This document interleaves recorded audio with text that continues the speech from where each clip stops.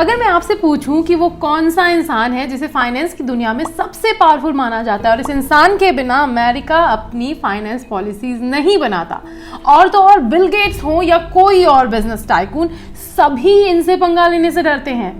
अगर आपका जवाब है एलन मस्क और जेफ बेजोस तो आप गलत हैं और इस चैनल को पहली बार देख रहे हैं। तो पहला काम तो आप ये करें कि इस चैनल को फटाफट से सब्सक्राइब कर लें और इस वीडियो को खत्म करने के बाद इसका पार्ट 1 जरूर देखें। तो दोस्तों, जैसा कि मैंने आपसे वादा किया था कि हम इस वीडियो में बात करेंगे फाइनेंस वर्ल्ड के सबसे पावरफुल इंसान, कहा जाता है जिसने पूरी दुनिया को अपनी मुट्ठी में कर रखा है, उसके बारे में हम बात करें। जी हाँ, उनका नाम है ग्रेट लैरी फिंक। वैसे किसी ने सही कहा है कि ठोकर खाने के बाद ही इंसान कुछ बड़ा करने की सोचता है और भविष्य को कोई नहीं बता सकता। आप कहीं भी पैदा हुए हो, भविष्य में आप क्या करेंगे ये आपके अपने हाथ में होता है और आप कुछ भी कर सकते हैं, क्योंकि जिस इंसान के बारे में हम आज बात कर रहे हैं उन्होंने भी फाइनेंस की पढ़ाई नहीं की, लेकिन कई देशों की सरकारें उनके सामने अपना पैसा लेकर के खड़ी रहती हैं कि भाई हमारा पैसा संभाल दो। शुरुआत से शुरू करते हैं। लैरी फिंक का जन्म हुआ था 2 नवंबर 1952 को और इनके पिता एक शू स्टोर चलाते थे। माँ इंग्लिश की प्रोफेसर थी। लैरी पढ़ने लिखने में कुछ बहुत अच्छे नहीं थे। जैसे तैसे करके उन्होंने UCLA यानी कि university of California Los Angeles से BA और उसके बाद में MBA की पढ़ाई की। भले इन्होंने फाइनेंस की पढ़ाई नहीं की, लेकिन समहाउ इनको रियल स्टेट में इंटरेस्ट था और इसीलिए जब इनको पहली नौकरी मिली फर्स्ट बॉस्टन में, तो इन्होंने उस डिपार्टमेंट में काम किया जहां पे मॉर्गेज सिक्योरिटीज का काम होता था। ये मॉर्गेज सिक्योरिटीज का इनका कनेक्शन आपको बाद में समझ आएगा। फिलहाल इन्होंने बहुत बेहतरीन काम किया और 2 साल के अंदर ही उस डिपार्टमेंट को लीड करने लगे। साथ ही साथ देखने लगे CEO बनने का सपना। कंपनी को 1 नहीं 10 साल के अंदर इन्होंने पूरे $1 बिलियन का फायदा कराया। कंपनी के ये हीरो बन गए, लेकिन सब कुछ अच्छा नहीं चला। किस्मत ने कुछ और लिख रखा था इनके लिए, तो उस वजह से इनसे हो गई एक गलती और कंपनी को हुआ पूरे $100 मिलियन का नुकसान। और जैसा कि कॉर्पोरेट वर्ल्ड का रूल है, सिर्फ लोग तभी आपके अपने अपने सगे होते हैं जब तक कि आप सक्सेसफुल होते हैं, और यही इनके साथ हुआ।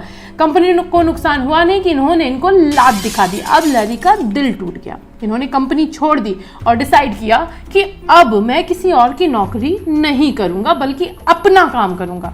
अच्छा, फर्स्ट बोस्टन की गलती से इनको बिजनेस आइडिया आ गया risk management in financial world का, प्रिसाइजली बोले तो शेयर मार्केट का। लेकिन बिना पैसे के तो बिजनेस शुरू नहीं हो सकता, और तब इनसे टकराए स्टीव अंकल, ब्लैकस्टोन वाले।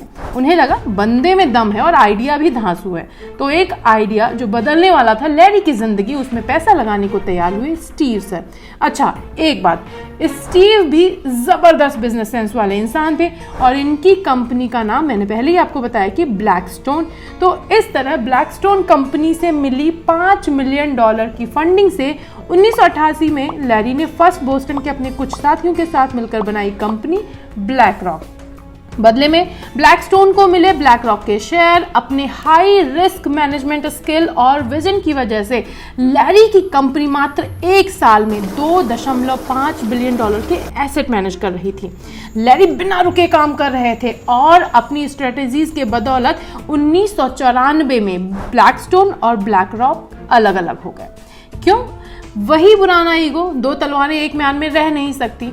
स्टीव को बिजनेस में अपनी चलानी थी और लेकिन आइडिया था लैरी का, तो कंपनी इन्हीं के दिमाग से चल रही थी। तो एंड में क्या हुआ, दोनों लोग अलग अलग हो गए और कंपनी पूरी तरह से लैरी फिंक की हो गई। इस तरह से $250 मिलियन के बदले ब्लैकस्टोन ने छोड़ी कंपनी और लैरी फिंक बन गए इस कंपनी के CEO और चेयरमैन। 1999 में कंपनी ने खुद को स्टॉक एक्सचेंज में रजिस्टर भी कराया, लेकिन एक बार फिर से लैरी को निराशा हाथ लगी क्योंकि कंपनी का IPO बुरी तरह से फेल हो गया था। मात्र $14 की कीमत पर IPO की लिस्टिंग हुई। लैरी को सब फिर से बेईमानी लगने लगा, लेकिन फिर भी इन्होंने काम करना जारी रखा। वो कहते हैं ना कि किसी की बुरी किस्मत किसी और के लिए अच्छी हो सकती है। हम बात कर रहे हैं 2008 के अमेरिका के फाइनेंशियल क्राइसिस की।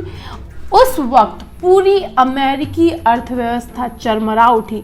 तब बड़ी बड़ी बैंकों को बचाने के लिए अमेरिकी सरकार ने लैरी फिंक के साथ मीटिंग करनी स्टार्ट की ताकि उन्हें इस क्राइसिस से निकाला जा सके। उनका रुतबा वो हो चुका था फाइनेंशियल वर्ल्ड में काम करने की बदल, बिना ये सोचे समझे कि क्राइसिस भी इस इंसान की देन है, अमेरिकी सरकार उन्हीं से मदद मांग रही थी। नहीं समझे, 2008 का क्राइसिस था आया हुआ मॉर्गेज बैक्ड सिक्योरिटीज की वजह से, और यह बिजनेस शुरू किया था लैरी ने फर्स्ट बोस्टन वाले जमाने में। खैर, लैरी जी ने सलाह दी, अमेरिकी सरकार को बताया कि किस बैंक को कितना बेल आउट पैकेज देना है और बदले में ली मोटी फीस। साथ ही 2009 में इन्होंने बार्कलेज ग्लोबल इन्वेस्टर्स को खरीद लिया। ये इनके लिए टर्निंग पॉइंट साबित हुआ, क्योंकि इस मूव के बाद ये बन गए दुनिया के सबसे बड़े एसेट मैनेजमेंट फर्म और दुनिया आ गई लैरी फिंक की मुट्ठी में। 2020 में कोविड क्राइसिस के टाइम पर भी सेम रिपीट टेलीकास्ट हुआ। जब मुसीबत आई, सरकारों ने किसको याद किया? किसी 10-15 लोगों को कॉल नहीं किया कि सीधा लैरी फिंक को कॉल किया गया कि प्लीज आएं और बचाएं, हमारे सेवियर बन जाएं। और फिलहाल स्टॉक मार्केट के शहंशाह के पास में 9.3 ट्रिलियन डॉलर मैनेज करने के लिए हैं, हमारी इकोनॉमी के 2 गुने से भी ज्यादा। छोटे मोटे देशों को तो ये अपनी जेब में रखते हैं। आपके मन में एक सवाल आ रहा होगा कि आखिर इन्हें इतनी एक्यूरेट इन्फॉर्मेशन कैसे मिलती है? उसका जवाब है अलादीन। नहीं, अलादीन का चिराग नहीं, बल्कि इनके सॉफ्टवेयर का नाम है अलादीन। अलादीन का काम है हर दिन हर एसेट क्लास को कम से कम 2000 रिस्क पैरामीटर्स पर जज करना, और इस काम के लिए इनके पास 1-2 नहीं बल्कि पूरे 5000 कंप्यूटर्स का नेटवर्क है। इसी रिसर्च के बदले ये पता कर पाते हैं कि कब, कहां, कैसे इन्वेस्ट करना है। आप चाहें तो इनकी ये सर्विस ले सकते हैं। फीस कितनी है? तो जितना मुझे याद है, जेपी मॉर्गन ने इनको 1 साल के लिए 42 करोड़ रुपए दिए थे। I think you can easily manage this much of amount. फिलहाल आपको आगे की कहानी सुनाऊं उससे पहले एक बार फिर से रिक्वेस्ट करना चाह रही हूँ कि अगर आप अभी भी इस वीडियो को देख रहे हैं तो प्लीज इस चैनल को सब्सक्राइब करें और आगे की कहानी शुरू करते हैं। इस अलादीन सॉफ्टवेयर के फिलहाल 65 देशों में 6.5 मिलियन से ज्यादा यूजर्स हैं। इनके सॉफ्टवेयर को हाईली प्रिविलेज्ड इंफॉर्मेशन का एक्सेस है। जी हाँ, बैंक्स, पेंशन फंड्स, कॉर्पोरेट्स ने इन्हें ये हक दिया है। अच्छा, एक बार बार मैं बोल रही हूँ कि ये सरकारों को सलाह देते हैं, इन्हें बेल आउट किसे देना है, कितना देना है, ये सारी सलाहें ये देते हैं। लेकिन आपको जानकर हैरानी होगी कि बेल आउट जिन कंपनियों और बैंक्स को दिया जा रहा होता है, ये दिला रहे होते हैं, उनमें भी इनका हिस्सा होता है। जी हाँ, आप किसी भी बड़ी कंपनी के इन्वेस्टर्स को खोजेंगे तो पता चलेगा कि इन कंपनियों में लैरी फिंक यानी ब्लैक रॉक का अच्छा खासा हिस्सा होगा। जी हाँ, आंकड़े बताते हैं कि एप्पल दुनिया की सबसे बड़ी कंपनी है और उसमें 6.5% हिस्सा ब्लैक रॉक का है। इसी तरह से वेरिजोन में 7.25% का, फोर्ड में 7% का, फेसबुक मेटा में 6.5% का, जेपी मॉर्गन में 6.5% का, वेल फार्गो बैंक में 7% का। ये चाहें तो हर दिन हर न्यूज़पेपर, हर टीवी पर नजर आ सकते हैं क्योंकि फॉक्स मीडिया में इनका 18% का, सीबीएस में 16% का एंड कॉमकास्ट में 13% का हिस्सा है। फेसबुक, ट्विटर, अमेजन, आप किसी कंपनी का नाम लें, इसमें उनका हिस्सा है, लेकिन ये खुद नहीं चाहते दुनिया के सामने आना, इसीलिए इनके बारे में जानकारी थोड़ी कम है। क्योंकि जब हम आपको बार बार ये बता रहे हैं कि अमेरिका की जीडीपी का 70% हिस्सा ये बंदा संभाल रहा है, तो पावर तो है, और पावर है इस बात का एक और अंदाजा। चीन किसी को घुसने नहीं देता अपने सिस्टम में, किसी को भी इन्वेस्टमेंट की इजाजत नहीं देता, लेकिन 2020 में अपने म्यूचुअल फंड में इन्हें इन्वेस्टमेंट करने की इजाजत दी। मतलब बात तो है बंदे में, इसीलिए ये लाइमलाइट से दूर रहते हैं, क्या, ताकि स्कैंडल से बच सकें, क्योंकि एक दुनिया का बड़ा हिस्सा इनके ही कब्जे में है। ये थी लैरी फिंक की कहानी, मेरे यानी प्रगति वाजपेयी की जुबानी। अगर अच्छी लगे तो सब्सक्राइब करें और दूसरों के साथ शेयर करें, और अगर अच्छी ना लगे तो कमेंट करके बताएं कि सुधार कहाँ करना है।